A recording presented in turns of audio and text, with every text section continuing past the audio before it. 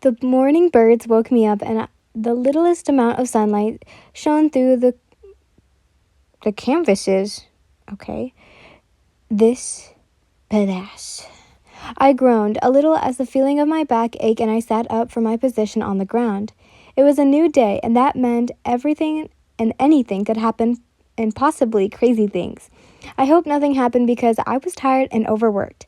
I'd probably have old people, just joints problems, by the time I was 20. Well, if I don't die by then. A soft knock was heard from the door, and it was carefully opened. Yin, let's get going. Tanjiro's voice went through my ears, and I closed my eyes a little. I'm still tired, though. Can't he just wait? Give me a minute. I yawned, gathering my items, and followed Tanjiro to the outside. So, what's your plan? I questioned. Wander around until my sword is finished? He laughed a little. I just realized, anyone who hangs out with Tanjiro gets hurt badly. I nervously glanced at him. Nah, I'm sure it's just coincidence, right? Voices could be heard a few steps away, one being oddly familiar, but I couldn't put my finger on it. You're wasting my time arguing with me, a rather cold voice said. Hey, isn't that... I was rudely interrupted by Tanjiro. That's a Hashira, Muichiro Toguro, right? Fucking no-brainer. I'm a Hashira too, you know. I gave him an exhausted smile. Spot on. I guess he doesn't know about us yet. Man, this is gonna be awkward. Hand over the key. His voice was rude, and it sounded like he wasn't going to take no for an answer. What part of no do you not understand? Get lost. The little boy with the mask didn't budge, and obviously Muichiro probably isn't liking this. I admire the guts this kid has. Me and Tanjiro continued to watch and listen to the conversation from afar, but not butt in. I kind of wanted to hug the both of them right now. They're fighting, but it's so cute. I continued to listen, and I saw Tanjiro's eyes look at the medical doll that was behind the eyebrow kid. My thoughts quickly went away when I heard a big, flat slap. A gas came out of both of us when I was about to invert, but Tanjiro went in first. This is like some main character shit going on. Cut it out, Tanjiro yelled, was actually quieter than usual. He was yelling in lowercase? I don't know. Your voice is annoying. Although Muichiro was being mean right now, just hearing his voice made my heart flutter. Tanjiro grabbed onto Michiro's wrist and wouldn't let go until he let the kid go. Uh-oh, this isn't gonna turn out well. Muichiro then proceeded to jab him in the stomach. This was the time I decided to intervene. Muichiro, let that kid go. Muichiro turned his head around slowly, looking at us unfazed as ever. I could see that Tanjiro took this time to grab the kid since he was no longer in Michiro's grip. Yin? I shook my head. Slapping a kid, Muichiro? How low can you go? I was a bit disappointed, actually. I was very disappointed because this kid wasn't annoying like the others. He was trying to protect his robot thing. Kids do some annoying things, though. His eyes were still looking at mine, and I couldn't stay mad at him. A little smile crept up onto my face, and I wanted to slap myself for it. Oh no, Yin! He's looking so good right now. Oh, Yin, no! All of you leave. I turned my attention to the boy, pushing Tanjiro away, and Muichiro stepped in front of me closely. Have you been through torture training? Muichiro spoke out of the blue. Even most grown-ups can't take it. You'll never last. He still showed no emotions in his voice. They continued to listen, even though Michiro's lecture, even I couldn't tell what he was trying to get to them. Ahashi's time is worth far more time than time spent by you people. That hit me hard. You people? Swordsmith can't fight. You can't save lives, because making weapons is all you're good for. The kid had tears in his eyes, and I could tell that he was refraining himself from crying. Come on, the key. Muichiro spoke again, and that was the limit. I shoved him a little, giving him an angry look, and Tanjiro slapped his hand away. What are you guys doing? I tensed a little at the question and went over to the boy. It seemed like it was Tanjiro's turn to ramble on and on about something since he spoke nonstop. I took that chance to speak with the kid myself. So, kid, what's your name? I spoke in an attempt with a kind voice not to scare him or anything of sorts. I'm going to butcher his name, guys. Katsuo.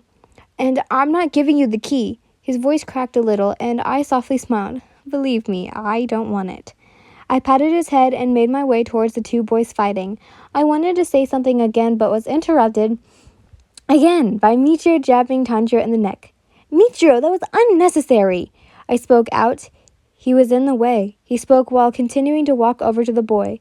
Don't do anything to him, Muichiro. I walked over to the both of, and I saw Koretsu hold on to something for dear life. If he doesn't give it, I'm going to take it by force. I see him reaching over for his katana. He can't be serious right now. Hey kid, I'm sorry, but I don't want him to hurt you. He won't hurt me if I protect you, but I can't guarantee your safety. I bent over a little to his height and was really hoping that he'd hand it over. After a few seconds, he ended up reaching into his pocket and handing over the key to Muichiro. I'm sorry, I said in a wandering tone and followed Muichiro to wherever he was going. Muichiro, we need to chat. I see no point in chatting in. He gave me the key and it's done. He looked over at me. You can't go over threatening children or hitting them. I saw him wander about for a while. If I say sorry, will that make you happy? He gently grabbed my hand and looked deeply into my eyes. I swallowed my saliva and nodded my head. I'm sorry then. It won't happen again. He gave me a soft tug and continued walking straight.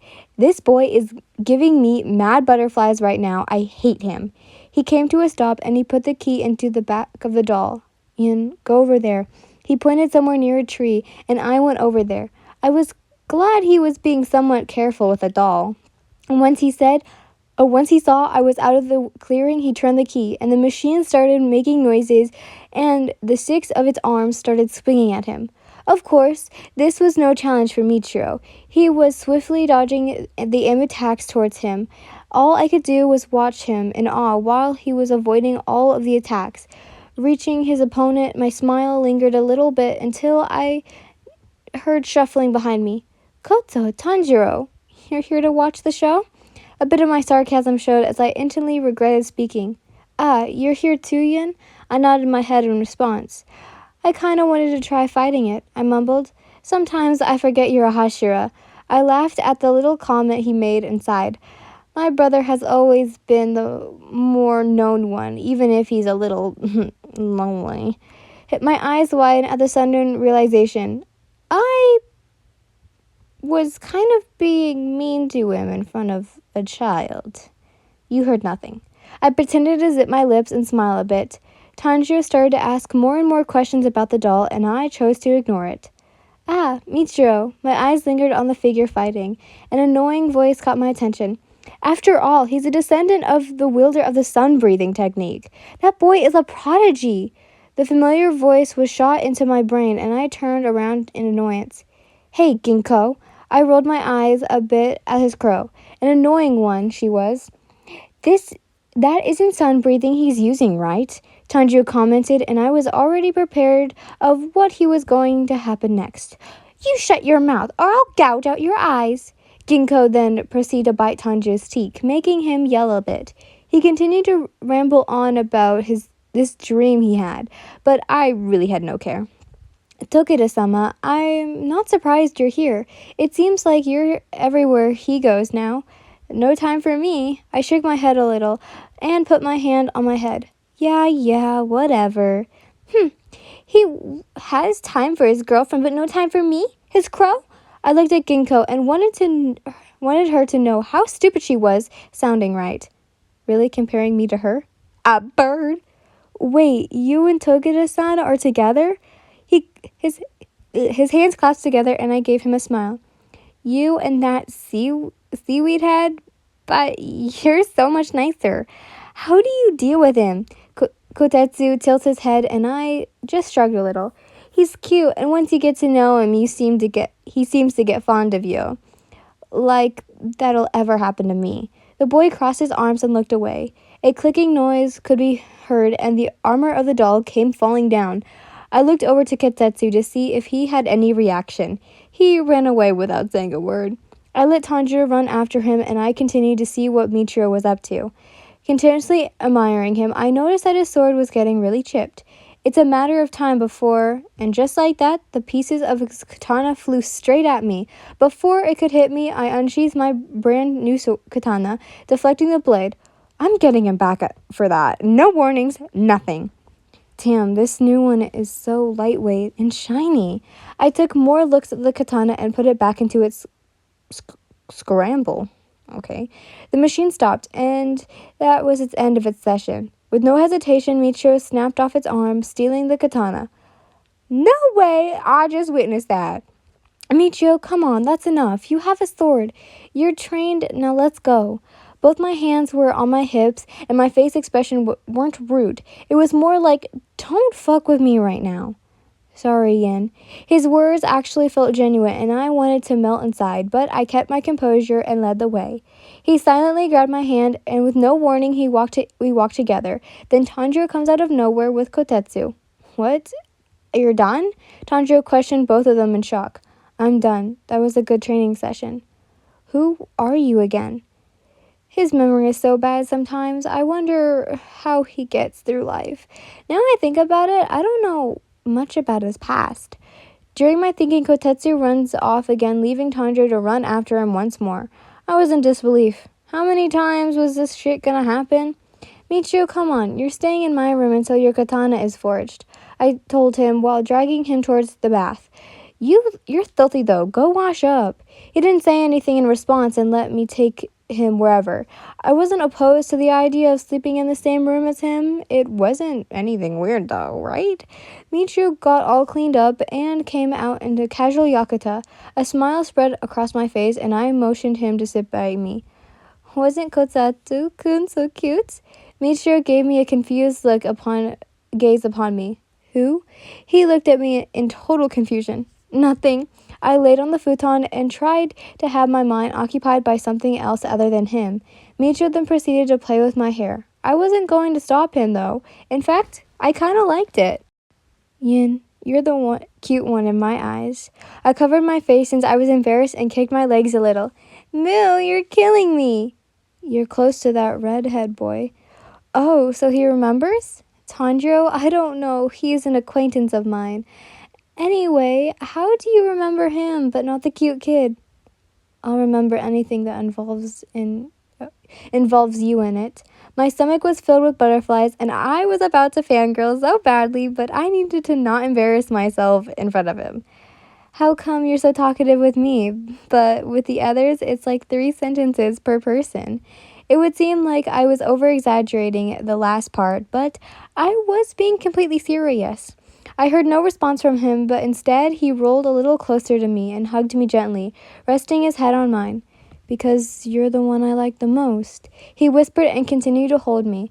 I bit my lip shut to silence any screaming that would have come out of me. He's literally going to be the death of me one day. Micho, you're so sweet. I waited for a response, but I received nothing. Micho? Nothing. Moo? Still nothing.